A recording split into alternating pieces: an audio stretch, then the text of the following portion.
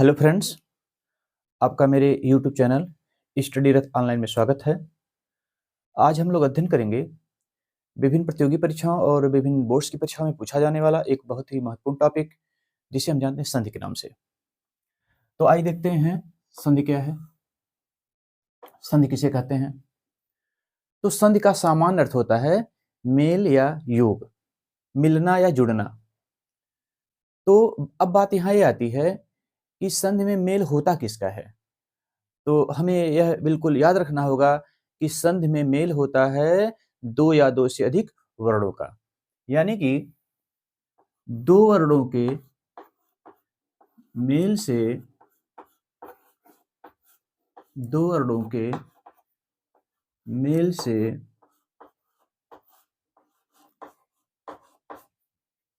होने वाले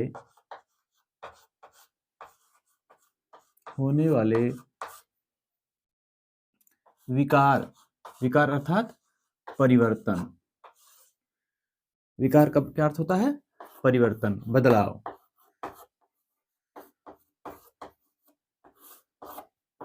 को संधि कहते हैं।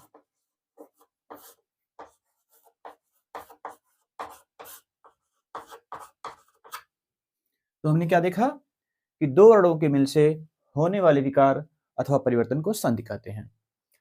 अब यहां बात यह आती है कि दो वर्णों का मेल होता कब है, दो वर्ण मिलेंगे कैसे। तो दो वर्णों का मेल तब होता है कि जब दो शब्द या पद एक दूसरे के पास आते हैं, एक दूसरे के निकट होते हैं। मान लेते हैं कि कोई यहां पे एक शब्द है और दूसरा शब्द यहां पर है, इन दो शब्दों का मेल हो रहा है। तो जब दो शब्द एक दूसरे के पास आते हैं तो होता क्या है कि पहले शब्द का अंतिम वर्ण, पहले शब्द का जो अंतिम वाला वर्ण होता है वह दूसरे शब्द के पहले वर्ण से मिलता है और इनके मिलने से एक विकार होता है और विकार के फलस्वरूप एक नया वर्ण आ जाता है। तो इस तरह से हम समझ सकते हैं कि जब दो शब्द या पद एक दूसरे के पास आते हैं तब पहले शब्द के अंतिम वर्ण और दूसरे शब्द के प्रारंभिक वर्ण के मिलने से एक विकार होता है, एक परिवर्तन होता है और वर्णों का यह विकार जनित परिवर्तन संधि कहलाता है। आइए हम इसके लिए एक वास्तविक उदाहरण लेते हैं। जैसे कि यहां लिखा है रमा धन ईश, रमाधन ईश। रमा शब्द का जो अंतिम वर्ण है वह क्या है? आ, क्योंकि मैं में आ की ध्वनि छिपी हुई है। जैसे यदि इसका हम वर्ण विन्यास कर दे तो आप देखेंगे र जमा अ जमा म और जमा आ। तो आप यहाँ क्या देख रहे हैं? आप यहाँ देख रहे हैं कि जो अंतिम वर्ण है रमा का वो क्या है? आ और प्लस ईस।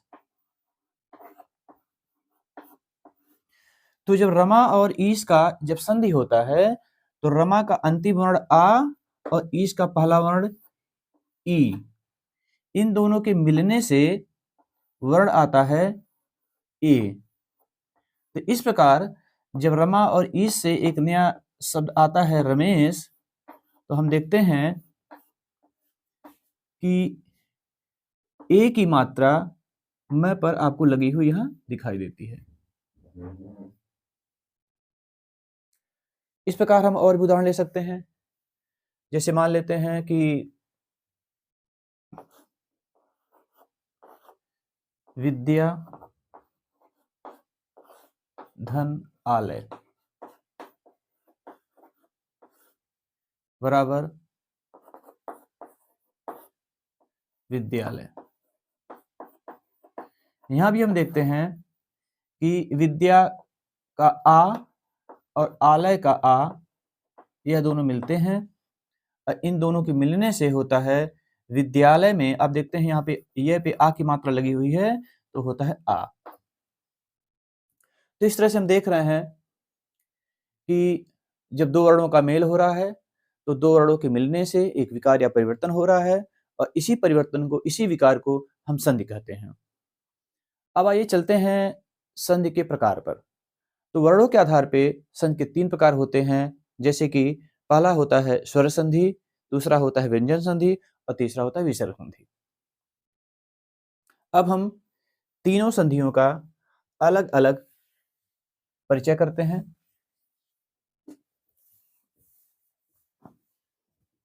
तो सबसे पहले हम अध्ययन करेंगे स्वर संधि का। आइए देखते हैं स्वर संधि क्या है।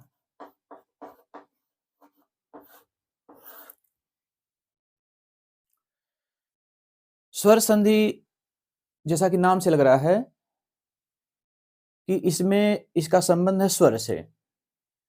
तो जब दो स्वरों का मेल होता है तो उनके मिलने से एक विकार या परिवर्तन होगा और इसी परिवर्तन को हम स्वर संधि के नाम से जानते हैं।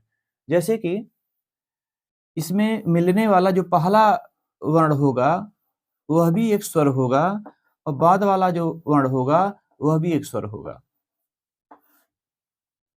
पहला वर्ण भी स्वर, दूसरा वर्ण भी स्वर, इसके मिलने से जो विकार होता है वह कहलाता है स्वर संधि के नाम से।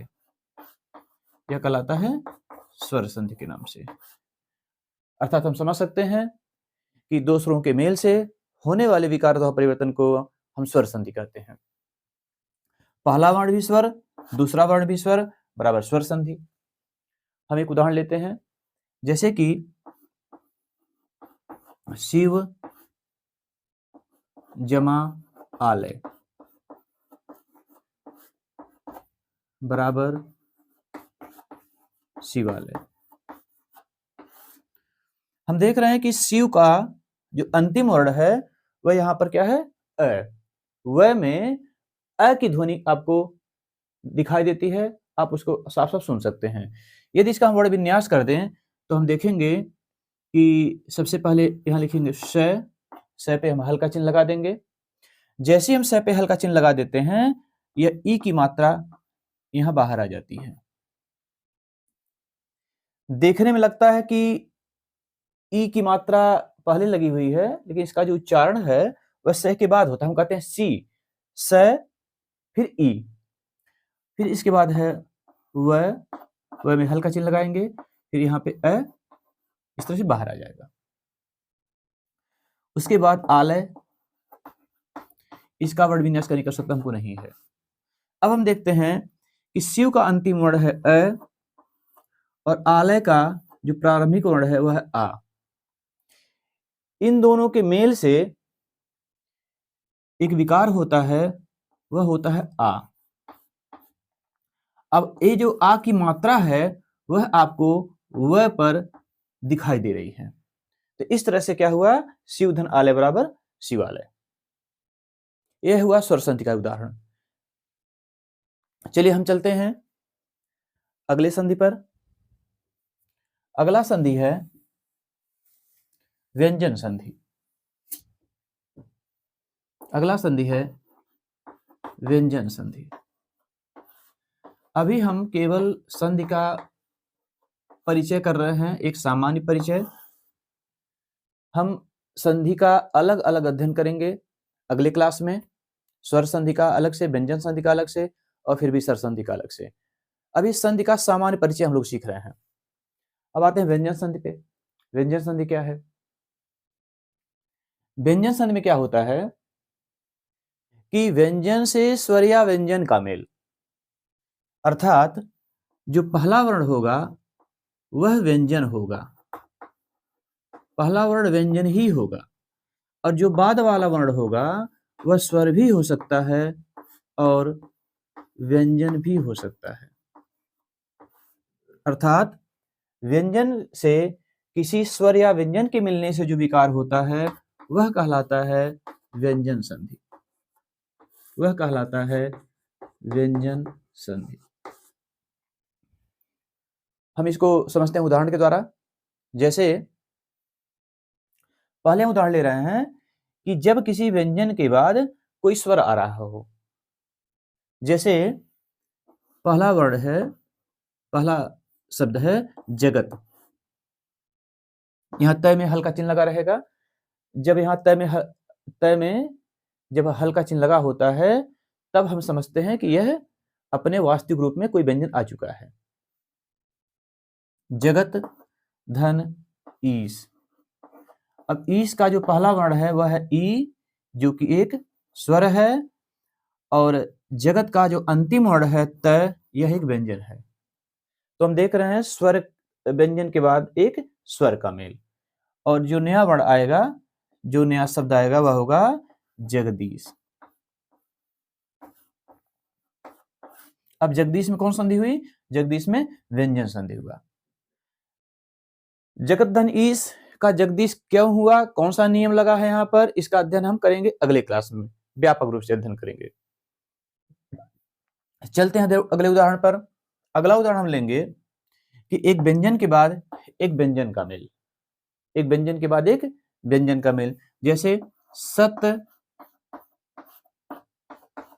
जमा जन, त में हल का चिन्ह लगा हुआ है, अर्थात यह एक व्यंजन है, और प्लस यहां जय। जय में हमें हल का चिन्ह लगाने की आवश्यकता नहीं है, क्योंकि आप देखें यदि इसका हम वर्ण विच्छेद कर दें तो यहां पर क्या है, जय अधन अ अधन न अधन अ। हल का चिन्ह हमें व्यंजन में तब लगाना पड़ता है जब वह किसी शब्द का अंतिम वर्ण हो। यह प्रारंभिक वर्ण था, इसलिए इसमें हमें हल का चिन्ह नहीं लगाना पड़ा है, लेकिन इसमें हल का चिन्ह छिपा हुआ है। अब देख सकते हैं ज धन अ बराबर ज, फिर उसके बाद धन न धन अ बराबर न। तो इस तरह से यहां भी हल का चिन्ह छिपा हुआ है। तो सत धन जन बराबर सज्जन। सज्जन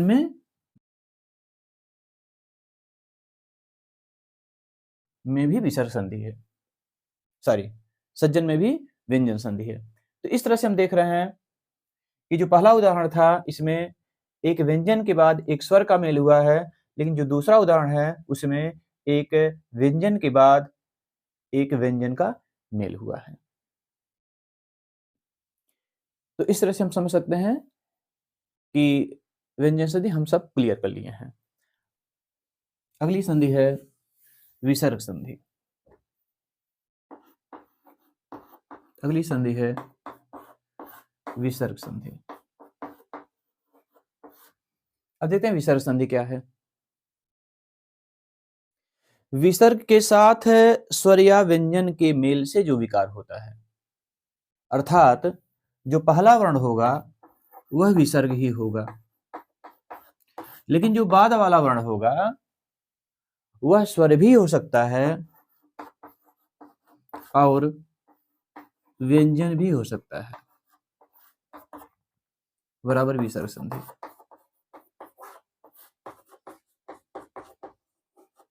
देखिए कैसे, पहला वर्ण विसर्ग होगा, बाद वाला वर्ण स्वर भी हो सकता है और व्यंजन भी हो सकता है, लेकिन उसके मेल से जो नया शब्द बनेगा उसमें विसर्ग संधि का प्रयोग माना जाएगा।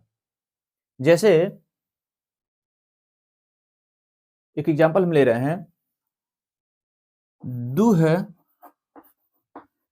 जमा आत्मा, इसको आप धन भी कह सकते हैं, प्लस भी कह सकते हैं, वैसे इसको संध में हम जमा के नाम से जानते हैं। दुह धन आत्मा बराबर दुरात्मा। आप यहां देख रहे हैं कि यह विसर्ग है और यहां आ एक स्वर है, तो एक विसर्ग के बाद में एक स्वर का मेल हुआ। अगला उदाहरण लेते हैं जहां पर एक विसर्ग के बाद एक व्यंजन आएगा, जैसे कि निह धन छल बराबर निश्छल। यहां हम क्या देख रहे हैं, एक विसर्ग है और विसर्ग के बाद में छ आया है जो कि एक व्यंजन वर्ण है। तो इस तरह से हमने समझा कि संधि क्या है और संधि के प्रकार कितने होते हैं, उन प्रकारों का हमने एक सामान्य सा परिचय सीखा। अगली क्लास में हम क्रमशः स्वर संधि, व्यंजन संधि और विसर्ग संधि का व्यापक रूप से अध्ययन करेंगे। तब तक के लिए आपसे विदा लेते हैं। नमस्कार।